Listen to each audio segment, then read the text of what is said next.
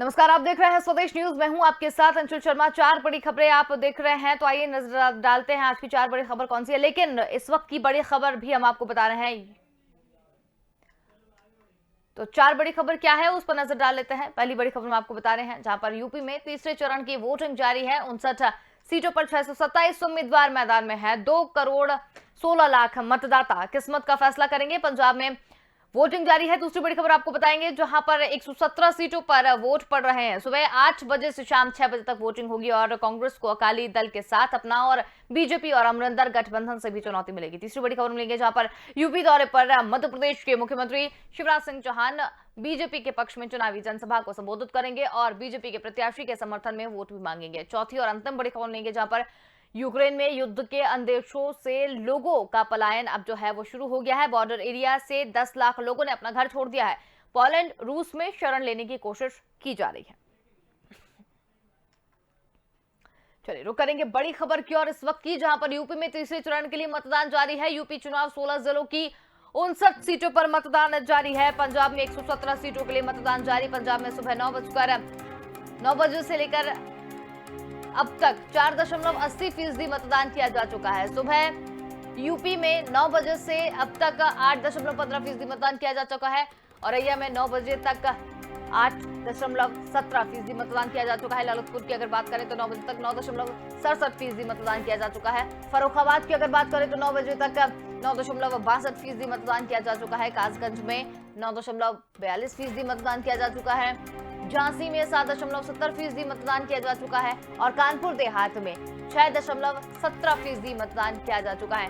वहीं अगर हमीरपुर की बात करें तो 8.20% मतदान तक हो चुका है और महोबा में 8.2% तक मतदान यहाँ पर हो चुका है। कानपुर नगर में 9 बजे तक 5.83% मतदान अभी तक हो चुका है। तो जितने भी शहर हमने आपको बताए हैं जहां पर मतदान किए जा रहे हैं, जनता का अच्छा खासा उत्साह देखने को मिल रहा है। काफी उत्साहित जनता नजर आ रही है वोट को लेकर। तो बड़ी खबर आपको लगातार बता रहे हैं, जहां पर यूपी और पंजाब में वोट आज डाले जा रहे हैं। सुबह यूपी में 9 बजे तक 8.15% मतदान हो चुका है। बड़ी खबर आपको बता रहे हैं।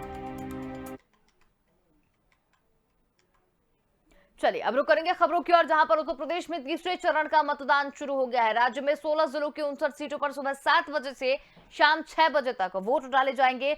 59 सीटों पर 627 उम्मीदवार मैदान में हैं, जिनमें से 4 योगी के और 1 केंद्रीय मंत्री हैं। 2.15 करोड़ मतदाता अपने मताधिकार का इस्तेमाल करेंगे और सबसे ज्यादा चर्चा करहल विधानसभा सीट की है, जहां से सपा मुखिया अखिलेश मैदान में है। वो पहली बार विधानसभा चुनाव लड़ रहे हैं और इसके अलावा बिकरू कांड वाले कानपुर में और छापों से चर्चा में आए इत्र व्यापारी कन्नौज में भी वोटिंग होगी। और इसके अलावा अखिलेश के चाचा शिवपाल, पूर्व विदेश मंत्री सलमान खुर्शीद की पत्नी लुईस खुर्शीद, पूर्व आईपीएस असीम अरुण भी चर्चा वाले चेहरे हैं। उत्तर प्रदेश में 10 और 14 फरवरी को 113 विधानसभा सीटों पर वोटिंग शुरू हो चुकी है। वैसे तो यूपी का पूरा चुनाव जिन्ना, आतंकवाद, तमंचावाद, गुंडागर्दी, पुलिस एनकाउंटर, ब्राह्मण उत्पीड़न जैसे मुद्दों के इर्द गिर्द ही रहा है। लेकिन अगर शनिवार की अगर बात करें तो सीएम योगी ने भी अहमदाबाद ब्लास्ट के एक दोषी के पिता का सपा से कनेक्शन होने का बयान दिया था। सपा और कांग्रेस बेरोजगारी, पुलिस उत्पीड़न, महिला अपराध पर सरकार को घेरे हुए है और इन सीटों के मुद्दे कुछ यूं हैं। ये तीसरे चरण में हाथरस में वोटिंग है, जहां दलित युवती के बलात्कार के बाद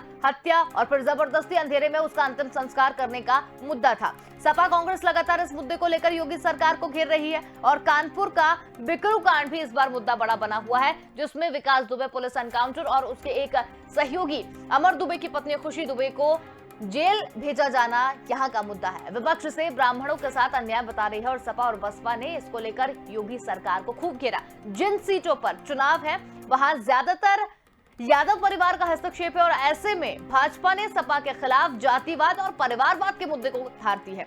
पीएम मोदी, अमित शाह और योगी के लगातार परिवारवाद के मुद्दे पर सपा को घेरा है। 16 जिलों की ये बेल्ट खेती किसानी की बेल्ट है और ऐसे में अखिलेश ने आवारा पशुओं से किसानों की फसल बर्बादी को लेकर भी एक बड़ा मुद्दा बनाया है।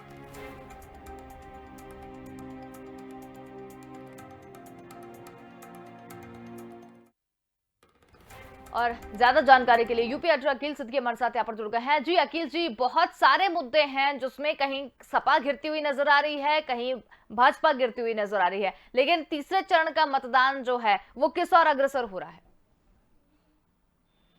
देखिए अंशुल, निश्चित तौर पे मुद्दे जरूर चुनाव में मुद्दे ही बनाए जाते हैं और मुद्दों पे ही चुनाव होता है। हालांकि जहां जिस हिसाब से समीकरण बनता है वहां पर ही मुद्दे बनते हैं। अब इस 62 सीटों में जिस तरह 627 उम्मीदवार हैं, तो अलग अलग समीकरण पे चुनाव लड़ रहे हैं। पार्टी के लोग अलग अलग समीकरण पे चुनाव लड़ाते भी हैं।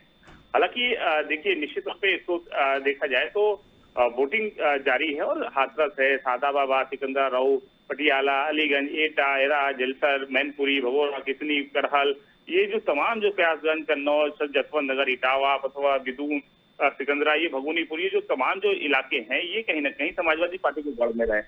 झांसी का ले लीजिए, बुंदेलखंड, मोरिंदा, घोटोला, ललितपुर, महरौनी, हमीरपुर, राठ, महोबा, सिरसारी, ये सब बीजेपी की गढ़ में रही है। बीजेपी के कहीं ना कहीं 2017 की लहर में उनके पास आई। तो ऐसे में कहीं ना कहीं पूरी तरीके से आमने सामने भारतीय जनता पार्टी और समाजवादी पार्टी आमने सामने।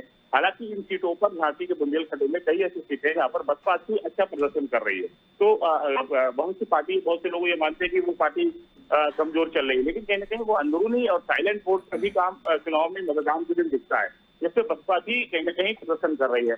जहाँ पर विपक्ष ने बड़ी भूमिका निभाने के बाद, चाहे वो हाथरस कांड हो, लखीमपुर कांड हो, बिठू कांड हो, ये तमाम कांड को लेकर कांग्रेस बड़ी सड़क पर रही है और सरकार को घेरती आई है। तो वहाँ के भी उनके भी प्रदर्शन इस चुनाव में ठीक ठाक नजर आ रहे हैं। हालांकि वोट तेजी कांग्रेस की बढ़ती नजर आ रही है। इसके अलावा अगर बात करें 2017 की 62 सीटों में से 35 सीटें ऐसी थी जहां पर सपा दूसरे नंबर पर थी। तो अब जहां दूसरे नंबर पर जहां पर है, वहां पर जाहिर सी बात है फिर से एक बार चुनाव हो रहा है और यहाँ पे कांटे की टक्कर रहेगी। तो अब बात अगर की जाए 62 सीटों की, तो 33 सीटें जीतकर भारतीय जनता पार्टी सत्ता में पहुंची। तो अब वहाँ पे जो मुद्दे और प्रचार प्रसार रहा, वो पूरी तरीके से इर्द गिर्द घूम रहा है।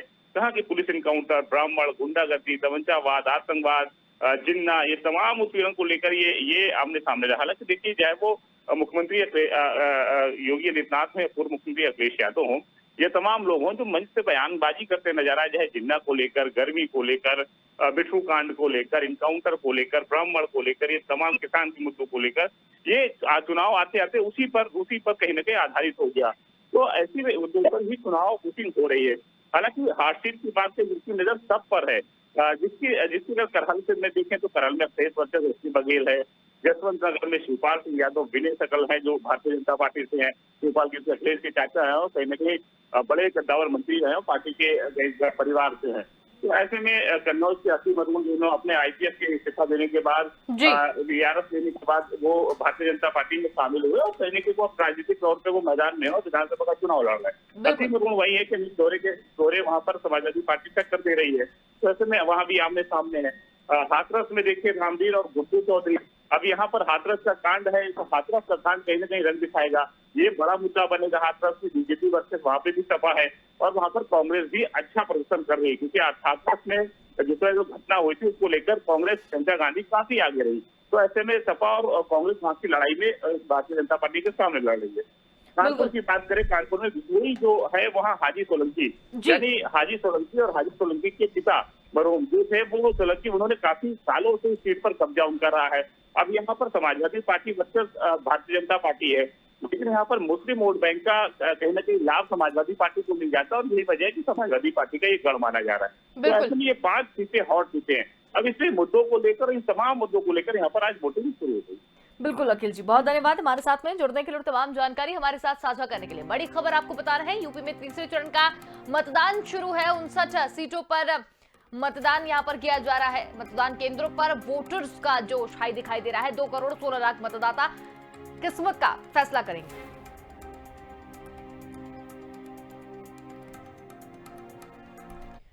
चलिए रुक करेंगे दूसरी बड़ी खबर की ओर, जहां पर पंजाब की सभी 117 सीटों पर आज वोट पड़ रहे हैं। 5 राज्यों के विधानसभा चुनावों के बीच सबसे ज्यादा चर्चा उत्तर प्रदेश की हो रही है, लेकिन पंजाब का चुनाव भी बेहद रोचक है। यहाँ यूपी बिहार की अगर बात की जाए तो वो मुद्दा बन गई है। यहाँ कांग्रेस को अपनी सत्ता बचानी है तो आम आदमी पार्टी दिल्ली के बाद इस सूबे में अपने पैर जमाना चाहती है।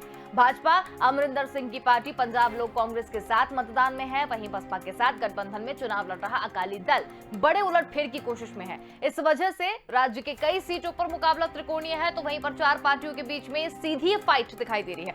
94 साल के अकाली नेता प्रकाश सिंह बादल लंबी सीट से मैदान में हैं और उम्र और हेल्थ इनके लिए सबसे बड़ी परेशानी बन रहे हैं।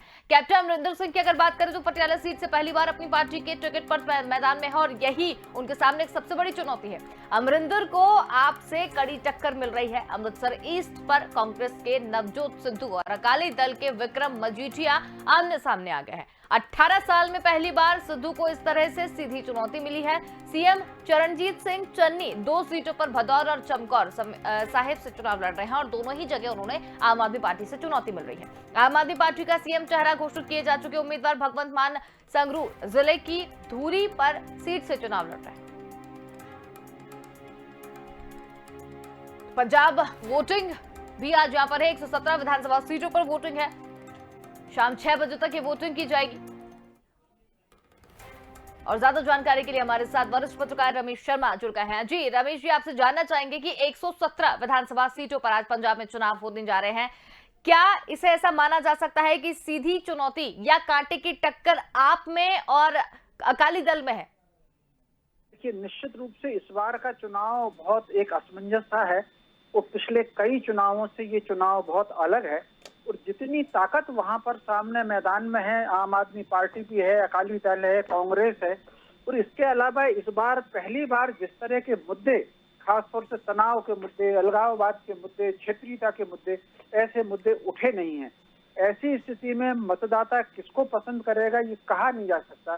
फिर भी मैं उसको चतुष्कोणीय संघर्ष ही मानता हूँ। कांग्रेस भी एक तरफ, आम आदमी पार्टी एक तरफ, अकाली दल और ये जो अमरिंदर सिंह का और भाजपा का गठबंधन है, तो मोटे तौर पर ये मैं समझता हूँ ये चतुष्कोणीय वहां पर संघर्ष की स्थिति बन गई है। बिल्कुल, लेकिन दलित मुद्दा भी इस बार जो है वो भी देखने को मिल रहा है। दलित लोग काफी वहां पर हैं, तो इसको आप कैसे देखते हैं? देखिए, मोटे तौर पर योजना पूर्वक न केवल ये दलित का मुद्दा, ओबीसी का मुद्दा, न केवल पंजाब में बल्कि योजना पूर्वक इसको देश भर में फैलाने की कोशिश हो रही है। इसको फैलाने वाले वो लोग हैं जो अंग्रेज कहा करते थे डिवाइड एंड रूल, वो भारतीय समाज को बांटना चाहते हैं। तो स्वाभाविक रूप से ये मुद्दा भी वहां पर काम कर रहा है। अब इस मुद्दे पर जो क्षेत्रीयवाद है, मैं समझता हूँ इस मुद्दे पर ऐसा नहीं होगा कि पूरे पंजाब के सारे दलित किसी एक दिशा में चले जाएं।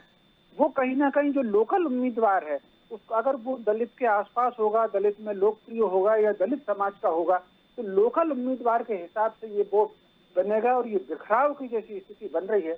और मुझे तो पता नहीं क्यों ऐसा लग रहा है कि कहीं ऐसा ना हो कि हंग असेंबली जैसी स्थिति बने और तोड़ तोड़ के बाद आगे चल करके सरकार बने। बिल्कुल, लेकिन कांग्रेस आप को कड़ी चुनौती यहाँ पर देख रहे हैं। और दूसरी बात अगर अमरिंदर सिंह की करें तो उन्होंने भी, उनकी पार्टी ने भी बीजेपी के साथ गठबंधन कर लिया है, तो बीजेपी की इस बार क्या स्थिति वहां पर बनती हुई दिखाई दे रही है? देखिए, बीजेपी चूंकि मोटे तौर पर पहले भी चूंकि वो अकाली दल के साथ में थी, तो इस बार अब वो अकाली दल से दूर हैं। अमरिंदर सिंह उनके साथ आ गए हैं, लेकिन जितनी आक्रामकता के साथ अमरिंदर सिंह जी को अपना प्रचार करना चाहिए था, अमरिंदर उस आक्रामकता के साथ प्रचार नहीं कर सके। पिछले अगर लोकसभा चुनाव में देखें तो बिल्कुल चुपचाप तरीके से जिस प्रकार आम आदमी पार्टी ने पंजाब में अपनी पैठ बनाई थी, वो अपने आप में बहुत आश्चर्यजनक है। या तो फिर अंडर करंट कुछ ऐसी, अगर किसी एक पार्टी को बहुमत मिलता है तो कुछ अंडर करंट जैसी स्थिति होगी। भाजपा और अमरिंदर का गठबंधन बहुत सरकार के समीप पहुंच जाएगा, ये थोड़ा सा अभी हमको इंतजार करना पड़ेगा। सरकार के करीब जाने में या तो ये जो अपना अकाली दल हो सकता है और आम आदमी पार्टी हो सकते हैं। सरकार के आसपास तो ये 3 पर मुझे दिख रहा है। कांग्रेस, भाजपा और अमरिंदर थोड़ा सा मुझे पीछे लगते हैं वहां।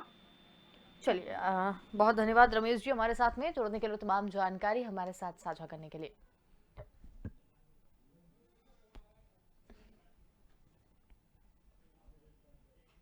चलिए बढ़ेंगे अगली खबर की ओर, जहां पर मुख्यमंत्री शिवराज सिंह चौहान आज उत्तर प्रदेश के चुनावी दौरे पर रहेंगे। दोपहर 12 बजे नारायण प्रसाद साहू इंटर कॉलेज बरियापुर देवरिया जिले के रामपुर कारखाना विधानसभा प्रत्याशी सुरेंद्र चौरसिया और दोपहर 12 बजे किसान राष्ट्रीय junior high school गोहन्ना Ambedkar Nagar जिले के अकबरपुर विधानसभा प्रत्याशी धर्मराज निषाद के पक्ष में चुनावी जनसभा को संबोधित करेंगे। सीएम शिवराज सिंह चौहान का यूपी दौरा देखने को मिल रहा है, जहां पर बीजेपी के पक्ष में चुनावी जनसभा को संबोधित करेंगे। स्टार प्रचारक के रूप में जाने जाते हैं मध्य प्रदेश के मुख्यमंत्री सीएम शिवराज सिंह चौहान। बीजेपी के प्रत्याशी के समर्थन में वोटों की मांग करेंगे।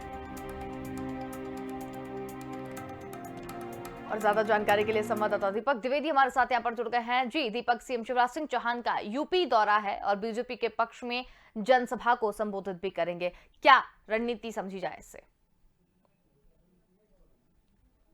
प्रदेश के मुख्यमंत्री शिवराज सिंह चौहान आज यूपी दौरे पर हैं और जनसभा को संबोधित करते हुए नजर आएंगे। 2 विधानसभा क्षेत्र की जनसभा को संबोधित करेंगे, गरियापुर जाएंगे और उसके अलावा अकबरपुर की जो विधानसभा है वहां पर जाके वो वोट मांगेंगे। मध्य प्रदेश के मुखिया शिवराज सिंह चौहान का वर्चस्व जो है यूपी में बात करें तो ज़्यादा है और आज तीसरे चरण का जो चुनाव है वो मध्य प्रदेश के लगे जो है यूपी के जिले हैं उनसे है। बांदा हो गया या आसपास के जो जिले हैं जो मध्य प्रदेश के उनसे लगे हुए, जिसके चलते कि वहाँ पर मुख्यमंत्री शिवराज सिंह चौहान का बहुत अच्छा प्रभाव देखने को मिलता है। उसके बाद यह दौरा कहीं ना कहीं उनके नाम से यह तीसरे चरण के चुनाव में भी भुनाया जाएगा और चौथे चरण का जो चुनाव होना है पूर्वांचल में उसको भी भुनाया जाएगा। तो पूर्वांचल के दौरे पर मुख्यमंत्री शिवराज सिंह चौहान आज है और वहाँ पर 2 विधानसभा सीट जो है वहाँ पर जो चुनाव होना है वहाँ पे वे चुनाव को लेकर भाषण देने के लिए पहुँचेंगे और अपनी योजनाओं को बताएंगे। बता दें कि कुछ योजनाएं जो यूपी में चली गई, जैसे कि 3 तलाक के मामले ले ले या अन्य जो मामले हैं जो यूपी में पहले शुरू हुए और फिर बाद में एमपी सरकार ने उसे भुनाया और यहाँ पर भी वो कानून बना दिया गया।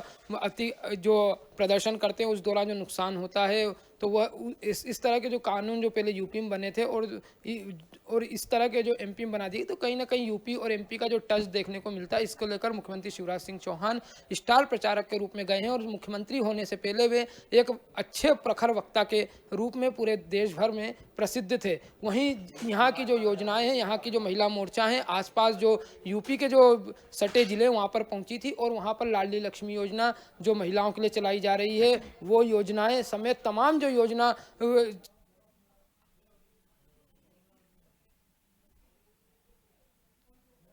भाव जो मुख्यमंत्री शिवराज सिंह चौहान का ये यूपी में देखने को मिलेगा। मुख्यतः जो बात करें तो जो एमपी से सटे जिले हैं वहाँ पर प्रयागराज, वाराणसी, इलाहाबाद, चित्रकूट, बांदा समेत तमाम जगहों पर जो सीएम शिवराज सिंह चौहान का जो है प्रभाव देखने को मिलता है। इसी को भुनाने के लिए बीजेपी लगी हुई है और उनके नाम पर वोट मांगने का काम कर रही है। वहीं इससे पहले भी 3 चरणों के जो चुनाव हुए थे तो मुख्यमंत्री शिवराज सिंह चौहान जो है प्रचार के लिए पहुंचे थे। आज तीसरे चरण का चुनाव जारी है और वहीं अब चौथे चरण की बात करें तो उसके प्रचार के लिए मुख्यमंत्री शिवराज सिंह चौहान आज यूपी दौरे पर हैं। जी अंशुल। चलिए, बहुत धन्यवाद दीपक हमारे साथ में जुड़ने के लिए और तमाम जानकारी हमारे साथ साझा करने के लिए। ये बड़ी खबर हम आपको बता रहे हैं, जहां यूपी दौरे पर रहेंगे मध्य प्रदेश के मुख्यमंत्री शिवराज सिंह चौहान।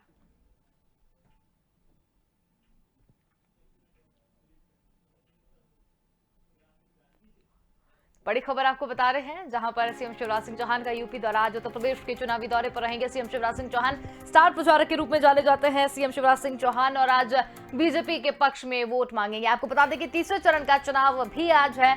59 सीटों पर चुनाव हो रहा है और इन सीटों में सबसे ज्यादा अगर बात की जाए तो सपा का गढ़ मानी जाती हैं कई सीटें और पिछली बार की अगर बात करें तो बहुमत हासिल इन सीटों पर बीजेपी ने किया था। इस बार सबसे ज्यादा चुनौती सपा के प्रमुख अखिलेश यादव के लिए देखने को मिल रही है। अपनी ही सीटों पर दोबारा से वापस लेने की चुनौती उनके लिए सामने हो रहा है। लेकिन उत्तर प्रदेश की अगर बात करें तो जिस तरीके से चुनाव वहां पर नजदीक आते जा रहे हैं, सभी दिग्गज अपने अपने क्षेत्र में लगातार एक्टिव होते जा रहे हैं और इसी एक्टिवनेस के चलते स्टार प्रचारक के रूप में जाने जाने वाले मध्य प्रदेश के मुख्यमंत्री सीएम शिवराज सिंह चौहान आज उत्तर प्रदेश के दौरे पर हैं और बीजेपी के पक्ष में वोट मांगेंगे। बीजेपी प्रत्याशी के समर्थन में वोट देने की अपील करेंगे। चलिए बढ़ेंगे अगली खबर की ओर, जहां पर माफ कीजिएगा पूर्वी यूक्रेन में लगातार हो रहे बम धमाके के बाद वहां से लोगों का पलायन शुरू हो गया है। लोग बस और गाड़ियों में सवार होकर पोलैंड बॉर्डर की ओर पर रुख करने में लगे हैं और इन लोगों की संख्या करीब 3 लाख है। इधर अलगाववादियों के हमले को देखते हुए रूसी कब्जे वाले इलाके में रह रहे लगभग 7 लाख लोग भी घर छोड़कर सुरक्षित जगहों पर निकल गए हैं। वहीं लोगों को शरण देने के लिए रूस ने अपना बॉर्डर खोल दिया है। यूक्रेन के इन दोनों सीमावर्ती इलाकों में रहने वाले लोगों की कुल संख्या करीब 10 लाख है और इन लोगों को डर है कि यूक्रेन और रूस में युद्ध होने पर तबाही का पहला शिकार यही लोग बनेंगे। इसीलिए ये लोग युद्ध शुरू होने से पहले अपनी जान बचाने में जुटे हुए हैं। पलायन कर रहे लोगों ने बिगड़े हालात के लिए कीव को दोषी ठहराया है। उनका कहना है कि अगर यूक्रेन समझौता कर लेता तो ये स्थिति नहीं बनती। यूक्रेन से भारी तादाद में लोगों को पलायन को देखते हुए रूस ने अपने इलाकों में इमरजेंसी की घोषणा कर दी है। हालांकि रूस ने अपने लोगों की घर वापसी के लिए 400 सैनिक 150 गाड़ियों में तैनाती उनकी की है और रूस के इमरजेंसी डिपार्टमेंट का कहना है कि प्रवासी लोगों को लाने के लिए रेस्क्यू ऑपरेशन शुरू किया जा रहा है। अलगाववादी संगठन ने यूक्रेन के लगभग 24 सैन्य ठिकानों पर हमला किया है, जिसमें यूक्रेन के एक सैनिक की मौत भी हो गई है। वहीं शुक्रवार की रात एक चीफ सिक्योरिटी ऑफिसर को उनकी गाड़ी को भी उड़ा दिया गया था और उसके अलावा एक स्कूल पर भी अटैक किया गया। रूस से समझौते के लिए म्यूनखिन पहुंचे यूक्रेन के राष्ट्रपति व्लादिमीर जेलेंस्की ने भावुक अपील की है। उन्होंने कहा कि यूक्रेन में हालात ठीक नहीं है, ऐसे में पश्चिम देश समझौते को लेकर यूक्रेन को भरोसे मिले। उन्होंने कहा कि पुतिन से बातचीत के लिए उन्होंने हमेशा दरवाजे खोल रखे हैं। जेलेंस्की ने पश्चिमी देशों से कहा है कि रूस पर तत्काल कड़े प्रतिबंध लगाए जाएं। युद्ध के हालात के बीच यूक्रेन बॉर्डर पर रूस ने शक्ति प्रदर्शन किया और प्रदर्शन के दौरान रूस ने अपनी 3 नई न्यूक्लियर मिसाइलों को लॉन्च किया, जिनमें से एक मिसाइल हाइपरसोनिक स्पीड वाली है जो अमेरिकी मिसाइल डिफेंस सिस्टम को मात दे सकती है। रूस की शेष 2 मिसाइलें एयर लॉन्च और सी बेस्ड यानी समुद्री पोत की है। और रूसी राष्ट्रपति व्लादिमीर पुतिन ने भी केमिकल वॉर रूम से वॉर गेम को देखा। तो आपको बता दें कि हालात यूक्रेन और रूस के बीच सही नहीं है, कभी भी युद्ध हो सकता है और इस युद्ध से पहले लोग अपनी जान बचाने में जुटे हुए हैं। 10 लाख से ज्यादा लोग पलायन की ओर यहाँ पर जुड़ रहे हैं। इसके साथ ही अगर रूस की बात करें तो रूस ने भी इमरजेंसी वहां पर लागू कर दी है। इमरजेंसी के लिए वहां पर अपने रास्ते भी खोल दिए हैं, जिसमें कई सुरक्षा बल भी तैनात यहाँ पर किए गए हैं। और ज्यादा जानकारी के लिए रक्षा विशेषज्ञ अनुपम तिवारी हमारे साथ यहाँ पर जुड़ गए हैं। जी अनुपम जी, जिस तरीके से यूक्रेन और रूस के हालात लगातार बने हुए हैं, तनावपूर्ण हालात है और अब पलायन भी वहां से लोग करने लगे हैं। अंशुल, देखिए, हालात तनावपूर्ण नहीं, अब हालात चिंताजनक हो चुके हैं, क्योंकि शरणार्थियों की एक बहुत बड़ी भीड़ हो सकता है कि यूक्रेन से रास्ते दूसरे देशों में जाने की कोशिश करे और उन देशों के लिए भी एक बहुत बड़ी चिंता के सबब बनने वाला है। सिचुएशन लगातार खराब हो रही है और दोनों तरफ से, यानी कि नेटो की तरफ से और रूस की तरफ से, दोनों तरफ से ऐसे दावे किए जा रहे हैं जो एक दूसरे के अपोजिट है। एक तरफ जहां रूस कह रहा है कि उसने अपनी सेनाओं को पीछे हटाया, वहीं दूसरी तरफ नेटो कह रही है कि उसने रूस ने बेसिकली अपनी सेना को और वहां पे मजबूत किया है।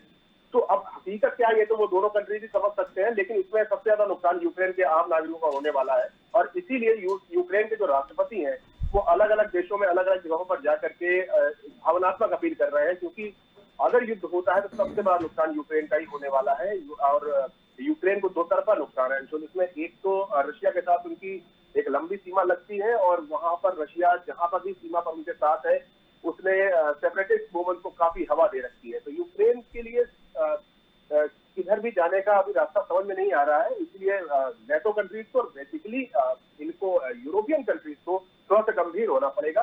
केवल दिखावे के लिए 4-5 हजार सैनिकों को यूक्रेन के आसपास भेज देने से ये तनाव कम नहीं होने वाला है। रशिया को टेबल पर लाना पड़ेगा, उससे बातचीत करनी पड़ेगी और बिना बातचीत किए इस समस्या का हल नहीं निकलने वाला है।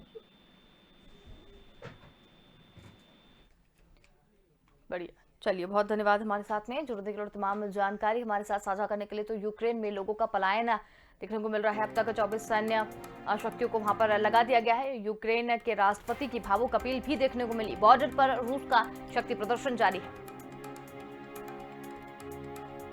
यूक्रेन के लोगों का पलायन शुरू हो गया है। यूक्रेन में युद्ध के हालात देखे जा रहे हैं। बॉर्डर एरिया के 10 लाख लोगों ने अपना घर छोड़ दिया है। इसमें उनका कहना है कि अगर युद्ध शुरू होता है तो सबसे पहला निशाना वही लोग बनेंगे। तो रूस और यूक्रेन के हालात लगातार चिंताजनक बने हुए हैं। 10 लाख लोगों ने वहां से पलायन करने की बात कही है और उनका ये कहना है कि अगर युद्ध शुरू होता है तो सबसे पहले निशाना वही लोग बनेंगे। अब हालात आगे क्या कुछ कहेंगे फिलहाल वक्त बताएगा। फिलहाल के लिए देखते रहिए स्वदेश न्यूज, क्योंकि सबसे पहले देश।